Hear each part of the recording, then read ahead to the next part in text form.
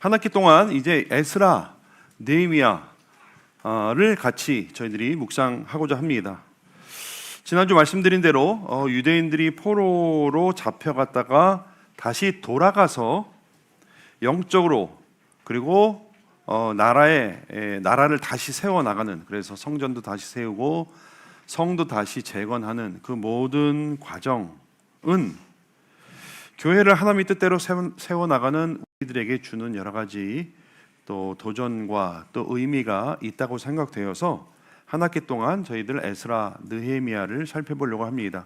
매주 한 장씩을 기준으로 조금씩 이렇게 바뀌긴 하겠지만 매주 한 장씩을 기준으로 하고 있습니다. 그래서 혹시라도 필사를 하시는 분 계시면 그 진도에 맞춰 주시면 되겠습니다. 오늘은 배경과 읽은 1장을 중심으로 저희들이 은혜를 나누고자 합니다. 유다, 북쪽은 일찌감치 망했고요. 남쪽 유다는 느부갓네살이라고 하는 왕에게 망했습니다. 그래서 느부갓네살의 바벨론 제국이, 이게 이제 바벨론이 성경에 보면 갈대아인이라고 표현하기도 합니다. 그리고 역사에서 보면 칼테아 바빌론이라고 표현하기도 하고 신바벨론 표현하기도 하는데, 아무튼 이 바벨론의 느부갓네살에 의해서 멸망을 당하고, 이때 느부갓네살은 정복한 나라의 주요한 사람들, 엘리트들, 귀족들, 또 부자들, 이런 사람들을 본국으로 다 끌고 갔습니다. 왕족들, 이런 사람들을. 유대인들만 그렇게 한 것이 아니라 다른 민족들도 그렇게 본국으로 이렇게 강제로 포로로 잡아가서 이주시켜서 바벨론화 하려고 했습니다. 그래서 문화뿐만 아니라 이 영적인, 정신적인, 그래서 각 민족이 섬기는 신들을 못 섬기게 하고, 그래서 그런 과정을 여러분 다니엘서에 보면 좀 나와 있습니다. 이후에 바벨론은요 한 80년 정도를 중동을 다스리다가 신흥 강국인 페르시아에 의해서 망하게 됩니다. 속절없이 무너집니다. 페르시아의 그때 왕은 누구였냐면 고레스, 성경에서는 고레스 왕이라고 하고 키루스라고 하기도 하고 사이러스라고 하기도 합니다. 근데 앞에 더 그레이트이 붙습니다. 그러니까 대왕, 이런 뒤에 이렇게 붙는 사람들이 있거든요. 그만큼 업적이 많고 위대한 사람이라는 거예요. 이 고레스 대왕에 의해서 멸망하게 됩니다. 참고로 여기 약하게 썼습니다만 고레스 원년까지 다니엘이 살아 있습니다. 그래서 다니엘서 기록을 보면 고레스 대왕에 대한 기록이 나옵니다. 고레스는 바벨론을 무너뜨리고 나서 역사적으로 중요한 정책을 하나 펴는데, 그것은 바로 고레스 칙령이다라고 하는 것입니다. 그것은 뭐냐면 바벨론의 포로로 잡혀온 모든 민족들이 원할 경우 고국으로 돌아가서 그들이 섬기는 신을 섬길 수 있게 풀어준 거예요. 이것을 소위 고레스 칙령이라고 하는데, 대형박물관에 가면 이 고레스 칙령이 담긴 고레스의 실린더라고 있습니다. 여기에 보면은 이 칙령의 내용이 있습니다. 이 칙령 이후 유대인들의 역사와 성경은 페르시아의 역사와 아주 밀접하게 연관되어 있습니다. 유대인들은 이 칙령을 근거로 고국에 돌아가게 되는데 세 차례에 걸쳐 귀환하게 됩니다. 주요 사건은 1차 귀환, 성전, 에스더, 2차 귀환, 3차 귀환, 성벽, 이런 순으로 여러분 기억하시면 되겠습니다. 세 개씩 끊으면요 1차 성전 에스더, 2차, 3차 성벽, 이렇게 아마 기억하시면 편하실 것 같아요. 우리가 2026년 전반기에 살펴볼 에스라 느헤미야서는 이것을 배경으로 쓰여진 책입니다. 중간에 에스더서는 우리가 작년에 살펴봤기 때문에 빠지고요. 에스라 느헤미야는 이와 같이 유대인들의 세 번에 걸친 귀환과 관련된 이야기를 기록하고 있습니다. 이런 역사적인 배경을 가지고 오늘 말씀은 하나님이 당신의 약속을 이루기 위해서 고레스를 통해 칙령을 선포하는 것으로 시작됩니다. AI에게 부탁했더니 라이너스가 지금 고레스 왕이 됐습니다. 여러분, 아이들을 위해서 하는 거니까 여러분들 유치하다고 생각하지 마시고 마음문을 열어주세요. 우리 아이들이 늘 여담입니다만은 오는데 자기네 예배처럼 생각을 안 해요. 어른들 예배에 얹혀오는 것처럼 생각하는 게 너무 미안해서 이 워시북도 만들고 되도록이면 아이들한테 좀 초점을 맞추려고 하는데 통할지는 모르겠습니다. 그러나 어쨌든 유치하다 생각하지 마시고 마음문을 활짝 열어주시기 바랍니다. 네, 감사합니다. 고레스를 통해 칙령을 선포하는 것으로 시작됩니다. 고레스 대왕은 유대인들로 하여금 예루살렘에 돌아갈 수 있을 뿐만 아니라 성전을 재건할 수 있도록 해줍니다. 이에 유대인들은 귀환을 준비했는데 이웃들이 많은 지원을 해줬습니다. 고레스 대왕 역시 이전에 느부갓네살이 약탈했던 성전의 기물들마저도 다 돌려줍니다. 이에 백성들은 예루살렘으로 돌아오는데 이것이 오늘 1장 말씀의 줄거리입니다. 자, 오늘 우리는 에스더서의 시작 1장에 있는 이야기 그리고 배경 이런 여러 가지 사건들을 통해서 어떤 교훈을 얻을 수 있고 하나님으로부터 어떤 메시지를 받을 수 있을지 생각해 보고자 합니다. 첫 번째 오늘 말씀은 우선 거대한 역사 뒤에 보이지 않는 하나님의 손에 대해서 이야기를 해주고 있습니다.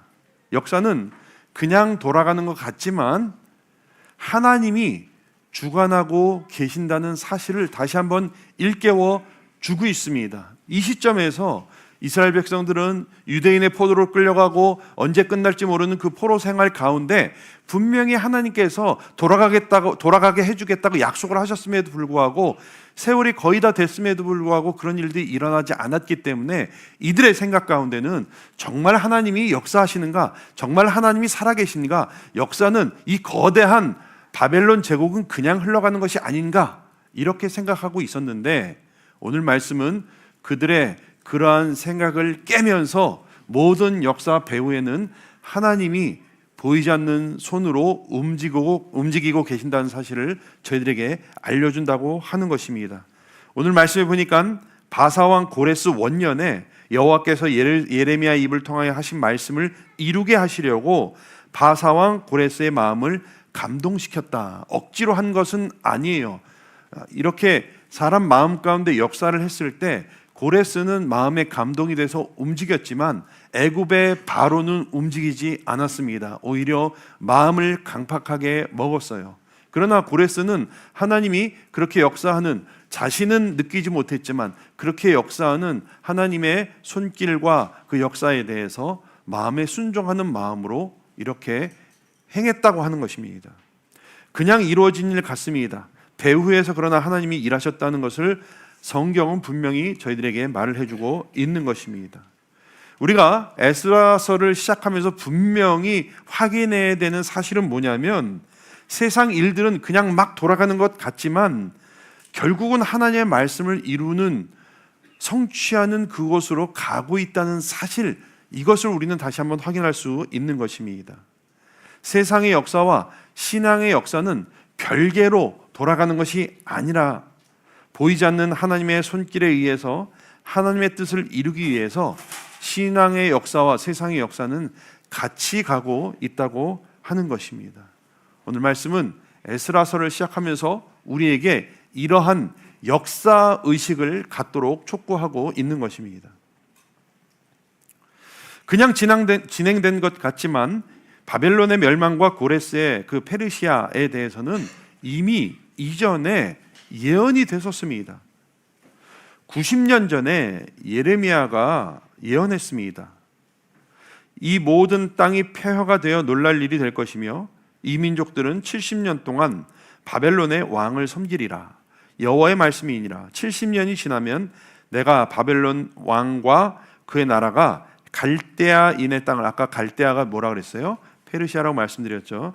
갈대아인의 땅을 그 죄악으로 말미암아 벌하여 영원히 폐허가 되게 하되 하면서 이게 90년 전에 이미 예언이 돼 있었습니다. 예레미야뿐만 아니라 200년 전에 이사야 선지자도 다음과 같이 예언했습니다. 고레스에 대하여는 이르기를 내 목자라 그가 나의 모든 기쁨을 성취하리라 하며 예루살렘에 대하여는 이르기를 중건되리라 하며 성전에 대하여는 네 기초가 놓여지리라 하는 자니라 라고 고레스 이전에 이미 이름도 예언이 돼 있는 거예요.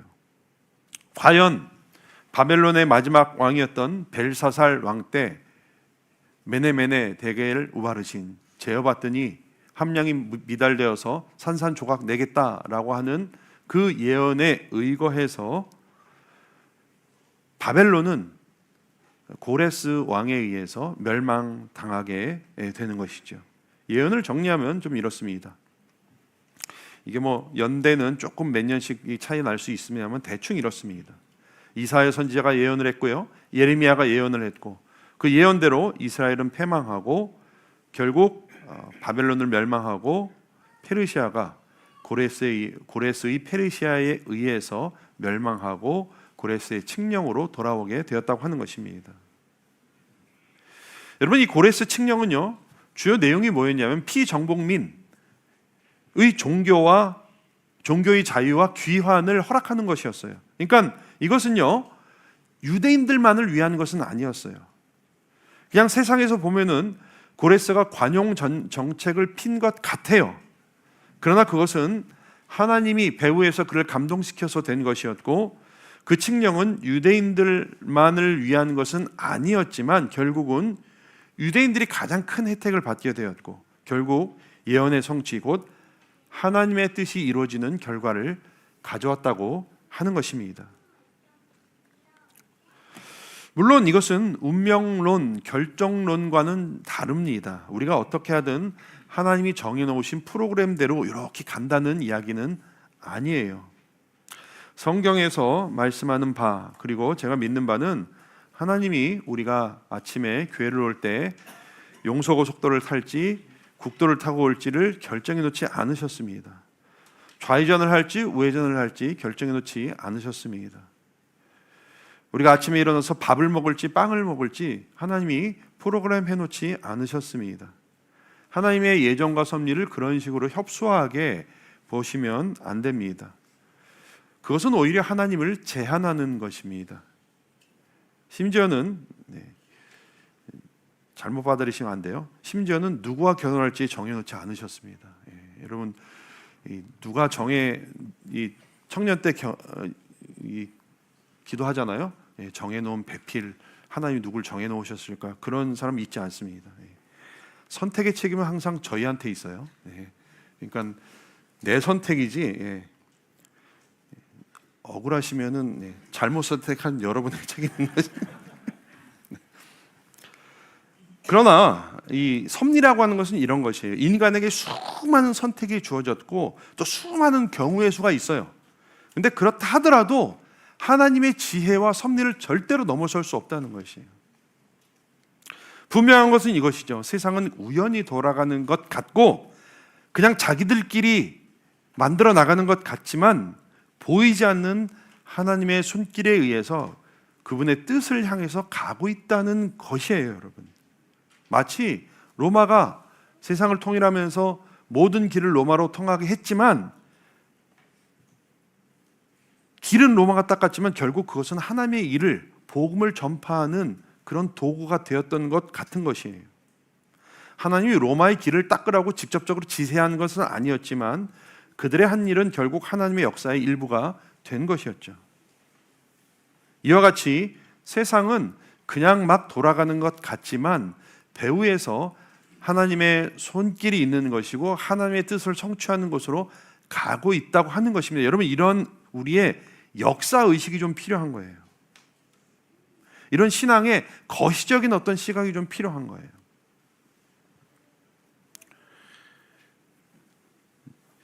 몇 년 전에 제가 읽은 책이 하나 있는데 이 토마스 버글러라고 하는 사람이 쓴 미국 기독교의 유치화, 미국 기독교의 유소년화라는 책이었어요. 저는 이 책이 굉장히 제가 목회하는데 큰 인사이트를 준 책입니다. 근데 이 책의 요지는 이거예요. 한마디로 미국 기독교가 점점 그 기준과 수준이 낮아진다는 것이에요. 근데 그 이유가 뭐냐 봤더니 유소년들을 품기 위해서 유소년 친화 문화를 만들었는데 그게 성공적이었어요, 나름. 특별히 복음주의 계통에서 교회에서 유소년들, 청소년들을 흡수하기 위해서 그들의 문화를 가지고 그들에게 접근을 한 거예요. 근데 그것이 잘 통했어요. 근데 그것이 나중에는 어떻게 됐냐면 이들이 교회로 들어와서 성인들만큼 성장한 것이 아니라 반대로 기존에 있는 성인들이 유소년 그 문화에 동화되어서 수준이 낮아졌다는 것이에요. 전 뭐 이 책이 굉장히 좀 돼요. 근데 굉장히 아주 샤프한 분석을 했어요. 그러면서 이 사람이 미국 기독교의 유소년화, 유치화에 두드러진 현상이 뭐냐 하면 미국 기독교는 지금 도덕적, 이신론적 치유론에 빠졌다. 여기를 헤어나오지 못하고 있다. 이렇게 얘기를 합니다. 이게 무슨 말인가 하면요. 하나님은 그리스도인들이 착하게 살길 원하신다. 그리고 저 멀리 계시다가 문제가 생기면 필요할 때 도와주시는 분 정도로 하나님을 안다고 하는 것이에요. 이쯤 됐을 때 뭐 저게 나쁜 말인가? 라고 생각하면 우리 신앙이 이상한 거예요. 하나님은 그리스도인들이 착하게 살길 원하고 이 자체는 틀린 말이 아니죠. 그러나 이것을 신앙의 전부로 생각하는 거예요. 그리스도인들이 착하게 살길 원하고 저 멀리 계시다가 문제가 생기면 도움이 필요할 때 도와주시는 분쯤으로 우리 하나님을 안다는 것이에요. 그리고 교회를 다니는 이유에 대해서 물어보니까 어떻게 대답을 했냐면 신앙이 내 문제를 해결하는데 도움이 되기 때문이다 라고 하는 답이 다수였어요. 여러분, 제가 드리는 문제 제기를 아시겠어요? 우리도 이렇게 믿지는 않아요. 혹시? 우리가 신앙생활 왜 해요? 내 문제에 조금이라도 도움이 되고 내 문제를 해결해 주실 하나님이기 때문에 우리가 신앙생활 합니까? 그러나 성경은요, 하나님은 저 멀리 계시면서 필요할 때 나타나는, 우리가 필요할 때 도와주세요 했을 때 나타나는 슈퍼맨이 아니란 말이에요. 내 개인뿐만 아니라 온 세상의 역사에 관여하고 계시고 지금도 역사 가운데 하나님의 뜻을 이루어 나가시고 계신다고 말하고 있어요. 성경은. 우리에게는 나 중심의, 저는 이거를 영적 천동설이라고 얘기합니다. 영적 천동설. 온 우주가 나를 중심으로 돌아가는 줄 알아요. 우리 신앙에 이런 것들이 들어온단 말이죠. 우리 가운데 좀 표현이 그런데 영적인 지동설이 필요해요. 나 중심으로 하나님, 신앙생활, 교회가 존재하지 않습니다. 물론 하나님은 우리 개개인에게 관심이 있으세요. 사랑하세요. 우리 개개인이 잘못되는 거 원치 않으세요. 그러나 그런 협소한 하나님을 섬기는 것이 우리의 신앙이 아닙니다. 거대한 역사를 주관하고 계시고 여전히 역사를 끌고 가고 계시며 보이지 않게 하나님의 뜻을 성취하기 위해서 역사를 운행하고 계신다는 바로 그 하나님에 대한 시각과 믿음이 필요하다고 하는 것입니다. 우리가 바꿔야 될 것들이 무엇이 있을까 제가 좀 생각을 해봤어요. 첫 번째, 우리 시각을 바꿔야 되죠. 근시안적으로 나만 이렇게 바라보는 시각을 우리는 넓혀야 돼요. 온 역사 가운데, 온 세계 가운데 하나님이 어떻게 그것을 이끌고 계시는지, 다시 한번 말씀드리지만 하나님이 좌회전, 우회전을 정해놓지는 않으셨어요.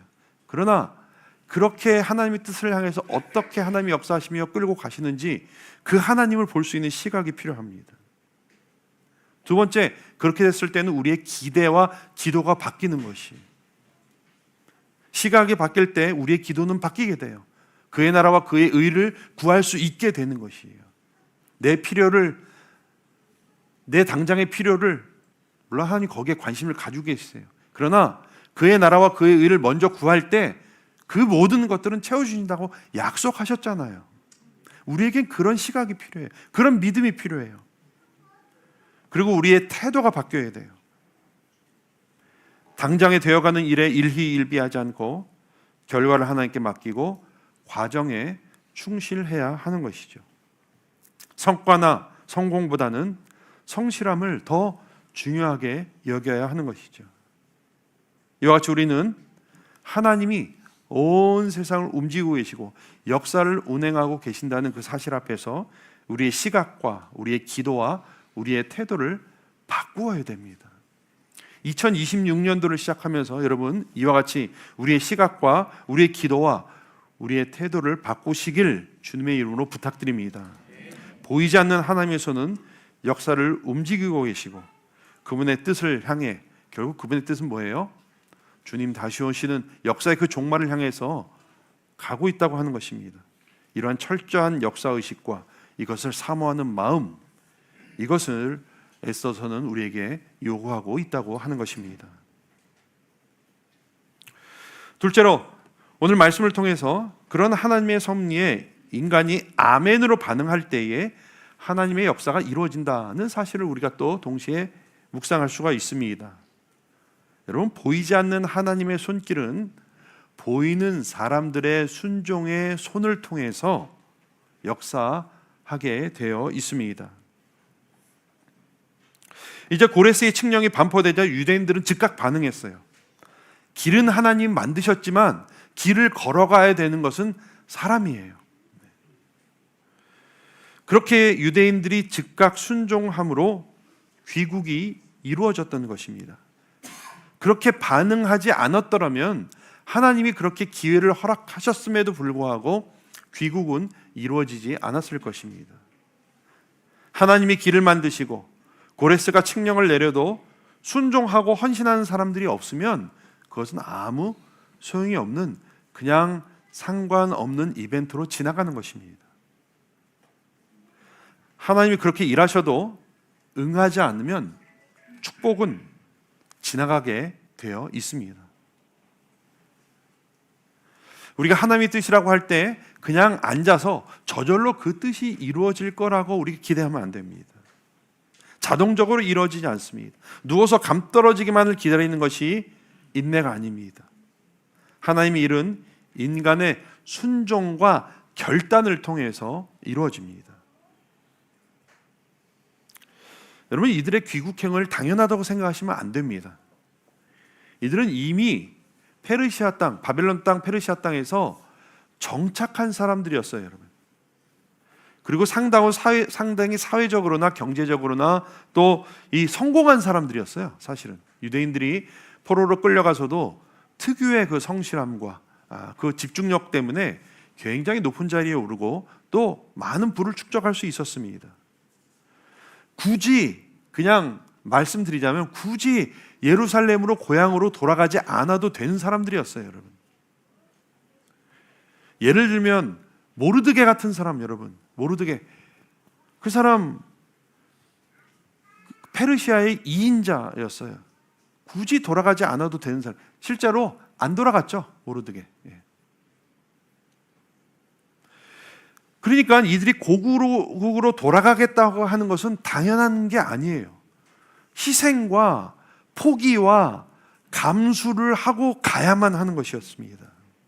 실제로 숫자를 보면은 돌아간 인원은 남은 인원 비율을 봤을 때 10% 내지 맥스 30% 정도만 돌아갔다고 해요. 나머지는 그대로 페르시아에 남았어요. 그러니까 지금 이 30% 되는 퍼센트 되는 사람들의 귀환의 그 발걸음은요, 그동안 70년간 이렇게 놓은 그 안정적인 삶을 포기하고 지금 돌아가는 것이에요. 게다가 70년 세월이면요, 포로 1세대가 아니에요. 1세대는 살아있긴 했어요. 그래서 나중에 막 이 성전터에 와서 막 울고 합니다. 그러나 1.5세, 2세, 아마도 계수는 되지 않았지만 3세대도 있었을 것이에요. 그들은 예루살렘이 뭔지, 성전이 뭔지 그냥 전해 들은 세대예요. 게다가 들리는 소식은 뭐예요? 거기 갔더니 불에 탄 성전과 무너진 성벽, 사람이 살만한 곳이지 않았어요. 뭐 다음 주에 보시면 알겠지만 가서 실제로 예루살렘에 사람이 못 살아요.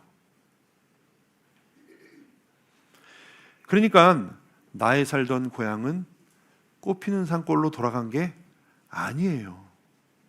이들은 자기네 그 정착한 그 풍요와 안정과 그 모든 것을 감수하고 포기하는 것을 감수하고 돌아간 것이에요.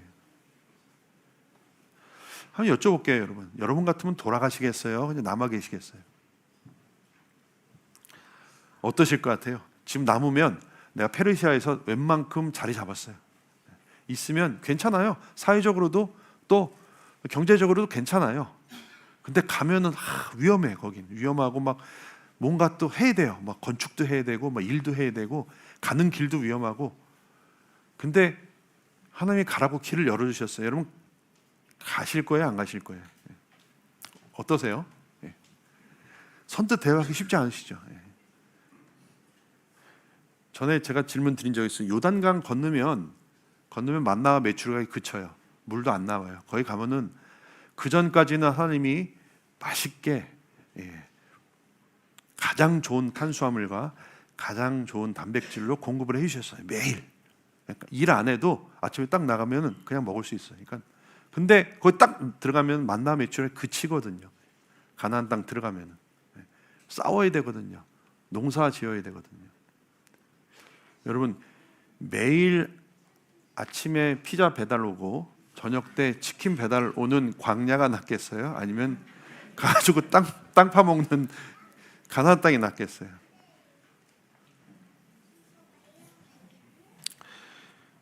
그러니까 이 사람들이 돌아간 거는요 정말 위대한 발걸음이었던 거예요. 희생과 헌신을 각오한 것이었어요. 왜 그렇게 돌아가고자 했을까? 이 30%의 사람들은 하나님의 예언과 약속을 알고 믿었던 것이었죠, 여러분. 그거 아니면 돌아갈 수가 없어요. 유대인들의 상당수는 아까 살펴본 이사야서 말씀, 예레미야의 말씀을 알고 기다렸어요. 약속의 성취에 그 영광에 본인들이 동참하고자 했던 것이에요. 그 모든 것들을 포기하고. 뭐 시간이 짧아서 다니엘서 보면 다니엘도요. 포로로 잡혀온 지 한 70년 되니까 돌아갈 때가 됐는데 이렇게 생각했어요.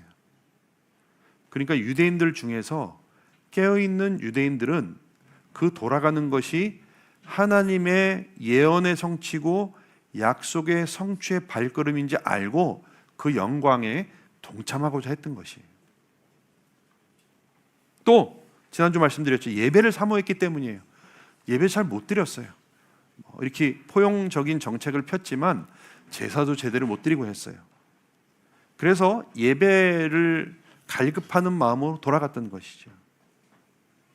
그들은 돌아가서 예루살렘 성전을 건축하고 예배를 회복하는 일이 얼마나 그들 인생 가운데 중요했는지, 그들 역사 가운데 중요했는지 알았던 거예요. 그래서 그들은요 희생을 각오하고 돌아간 것이었어요. 이들에게는 이러한 역사의식과 사모하는 마음이 있었죠. 이같이 하나님의 역사는요 순종하고 헌신하는 사람들을 통해서 이어지는 것이에요. 길을 만드시는 것은 하나님이지만 그 길을 가야 역사가 되는 것이죠. 여러분들, 하나님이 저희들에게 2026년도에 예배해 놓으신, 이것도 얘기 잘못하면 펼쳐 놓으신, 마련해 놓으신 길이 있어요. 여러분들 희생과 헌신을 각오하시고 순종하며 나아가시는 저와 여러분들 되시길 바랍니다. 여기 짐 베이스라는 사람이 일과 소명이라고 하는 책에서 하나님의 섭리와 소명의 관계, 소명이라는 측면에서 얘기를 했는데 오늘 말씀과 좀 관련이 있어서 제가 소개를 해드리려고 합니다. 정확한 워딩은 아닌데 제가 각색해서 한번 말씀을 드려볼게요. 하나님은 나에게 말씀하신다. 목회자의 설교를 통해서. 하나님은 나를 치료하신다. 의사를 통해서. 하나님은 나에게 돈을 주신다. 사장을 통해서. 하나님은 나에게 먹을 걸 주신다. 맥도날드 알바생을 통해서. 네. 저는 이건 이제 소명이랑 이렇게 풀어 나가는 것이에요. 결국 저는 오늘 좀 연결을 해보면 하나님이 역사를 이루어 가신다. 순종하고 헌신하는 사람들을 통해서. 이게 이제 하나님의 보이지 않는 손과 우리들의 보이는 손이 만나는 곳이 이제 소명이다라고 하는 이런 얘기죠. 소명은요, 하나님의 보이지 않는 손에 올바로 반응하는 사람들의 보이는 손이다. 제가 이렇게 정의를 해봤습니다. 각각의 영역에서 하나님의 역사의 방관자가 아니라 동역자가 되는 것, 이것이 소명이다. 이렇게 말을 만들어 봤습니다. 우리가 반응하지 않아도 하나님의 역사는 이루어집니다. 여러분, 우리가 찬양하지 않아도 돌들이 외치게 돼 있어요. 그러나 하나님의 뜻에 반응하는 능동적인 발걸음이 동반될 때 우리를 통해 하나님의 역사는 시작되는 것입니다. 하나님의 역사는 신실한 사람들의 응답을 통해 이루어진다는 사실을 여러분 기억하시길 바랍니다. 마지막으로 오늘 말씀을 통해 순종하고 헌신할 때 돕는 손길들이 있었다는 걸 여러분들 기억해 주시길 바랍니다.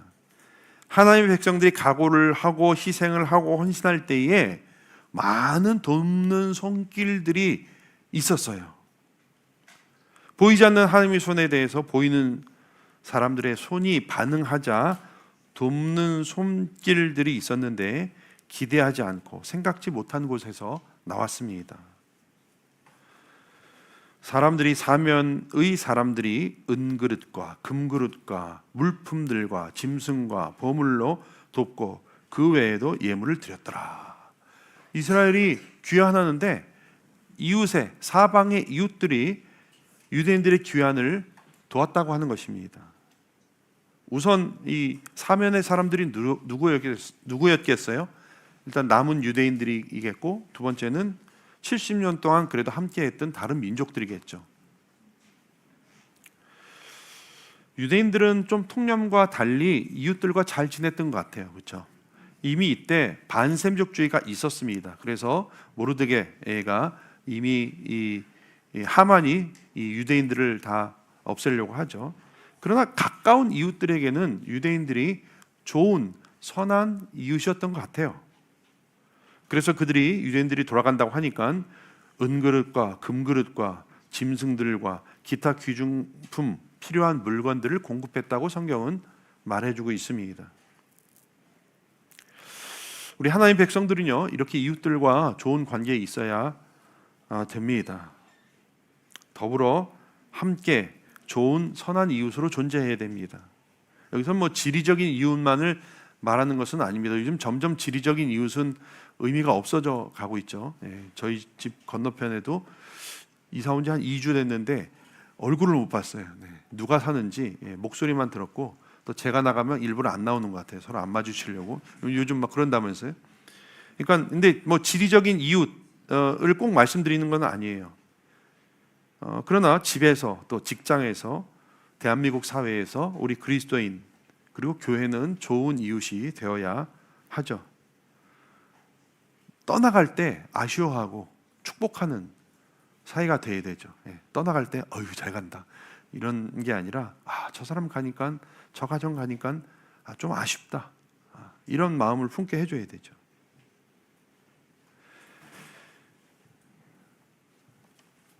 즐거워하는 자들이랑 함께 즐거워하고 우는 자들과 함께 우는 선한 이웃이 되어야 합니다. 근데 더 놀라운 사실은요, 9절부터 11절까지 보면 더하여서 고레스 대왕이 왕이 느부갓네살이 빼앗아 왔던 성전 기물들을 다 돌려줍니다. 그게 어마어마해요. 보니까 뭐 금접시 30개, 음젓시 1000개, 칼이 29자루, 금대접이 30개, 또 은대접 410개, 뭐 그 밖에 다른 그릇 1000개, 금그릇과 은그릇 모두 한 5400개 되었다 그래요. 뭐 이렇게 아마 자세히 쓴 거는 역사적인 아마 이 그런 어떤 확실성 때문에 이렇게 쓴 것 같아요. 근데 뭐 양이 중요한 게 아니라 고레스가 그렇게 주었다는 사실이 중요한 거죠. 그냥 가지고 있을 수 있었어요. 근데 유대인들이 돌아간다 하니까 주었어요. 반대로 생각해 보면요, 유대인들이 돌아가지 않았다면 그 보물들은, 성전의 기물들은 고레스 창고에서 썩었을 것입니다. 그러나 유대인들이 하나님이 열어놓으신 길로 가고자 했을 때 고레스는 창고의 문을 열고 기꺼이 그것을 돌려줬어요. 여러분, 내가 순종하고 헌신할 때 준비한 것보다 훨씬 큰 고레스의 보물들이 기다리고 있음을 여러분 믿으시길 바랍니다. 네. 또 보물 하니까 뭐 자꾸 돈 생각하지 마시고 영적인 축복을 얘기하는 것이에요. 우리가 하나님이 열어놓으신 길을 희생하고 헌신하는 마음으로 걸어가려고 마음먹고 첫 발걸음을 내디딜 때 더하여 축복이 주어지는 것이에요. 이웃들을 통해서 또 뜻하지 않은 사람을 통해서 우리에게 축복이 주어지는 것입니다. 여러분, 하나님께 순종하고 헌신하는 것은 손해가 아니라 축복임을 믿으시길 바랍니다. 그 발걸음 내딛는 것은 두렵죠. 그저 발걸음을 내딛으며 걸어갈 때, 그러나 하나님은 그 부유하심과 풍성하심을 저희들에게 베풀어 주시는 것입니다. 근데 그게 왜 우리가 경험하지 못하면 주저하기 때문이에요. 발걸음을 내딛지 못하기 때문이에요. 그들이 돌아가지 않았으면 창고문이 닫혀 있었던 것과 마찬가지입니다.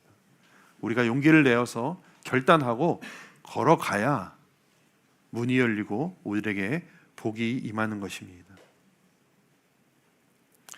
우리가 마음을 내어놓고 순종과 헌신으로 나아갈 때 하나님이 예비해 놓으신 길에 반드시 돕는 손길들과 돕는 사람들이 있을 줄로 믿습니다. 여러분, 주저하지 말고 뜻대로 순종하며 나아가시는 저와 여러분들 되시길 주님의 이름으로 축원합니다. 오늘 에스더 1장을 통해서 세 가지를 살펴봤습니다. 역사를 움직이시는 보이지 않는 손 하나님, 거기에 반응하여 순종과 헌신의 손을 통해 일을 이루시는 하나님, 순종하고 헌신할 때 더하여 넘치게 주시는 하나님, 모쪼록 이러한 시각과 믿음의 반응 그리고 넘치는 축복으로 하나님의 일을 이루어 가시는 것을 경험하시는 2026년도 한 해 되시길 주님의 이름으로 축원합니다. 기도드리겠습니다. 하나님, 저희 한 해 동안 하나님께서 길을 활짝 열어 놓으셨습니다. 우리가 용기를 내어 우리들의 불편함과 익숙함과 그 모든 것들을 내려놓고 발을 내딛는 한 해 되게 하여 주시옵소서. 주께서 원하시는 곳으로 헌신하게 하여 주시옵소서. 나아가게 하여 주시옵소서. 주님 원하시는 곳에 있게 하여 주시옵소서. 원하시는 일을 하게 하여 주시옵소서. 그러할 때에 우리가 예기치 않은 더 많은 축복으로 채워주시며 경험케 하시는 우리 주님을 경험하는 한 해 될 수 있도록 우리를 붙들어 주시옵소서. 예수님의 이름으로 기도드리옵나이다. 아멘.